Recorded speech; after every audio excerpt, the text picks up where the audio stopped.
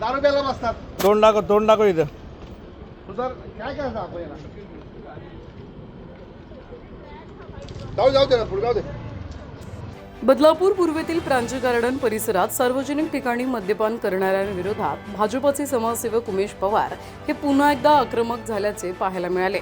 महिलांच्या सुरक्षेच्या दृष्टीनं हा परिसर संवेदनशील बनत चालल्याची तक्रार स्थानिकांकडून वारंवार केली जात आहे. प्रांजळ गार्डन परिसरात अनेक मद्यपी रिक्षामध्ये किंवा रस्त्याच्या कडेला बसून खुलेआम मद्यपान करत असल्याने नागरिक त्रस्त झाले आहेत. विशेषतः महिला आणि तरुणींना या परिसरातून प्रवास करताना भीतीचे वातावरण निर्माण झाले आहे.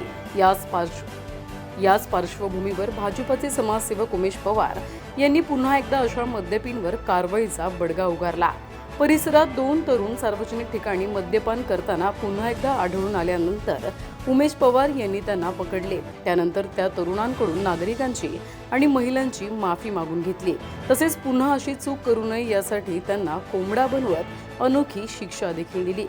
यापूर्वीही उमेश पवार यांनी अशा मद्यपींना पकडून पोलिसांच्या ताब्यात दिलं होतं.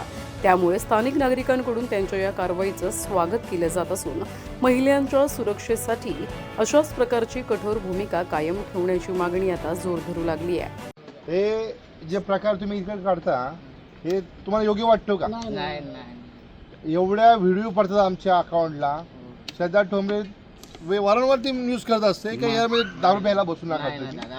पण तुम्ही लोक सुधरत का नाही? तुझ्या घरात दारू प्यायला बस जाऊन तू जाऊन बस ना. इकडे कशा येतो तू? तुला सांगितलंय का इकडे दारू प्यायला यायला? तुझं नाव काय सांग? नाव काय सांग? पहिले नाव सांग पूर्ण. निरंजन विश्वकर्मा. राहतो कुठं? तुझं नाव सांग रे. सचिन पूर्ण नाव सांग. यादव. तू राहणार कुठला? गाव कुठलं तुझं? यूपी आला. तू यूपी? अरे मग तू काय यार तुम्ही ए बा पाय पण नको बोल, पाय नको बोल. एक काम कर. प्रतिनिधी श्रद्धा ठोंबरे, न्यूज टेक मराठी, बदलापूर.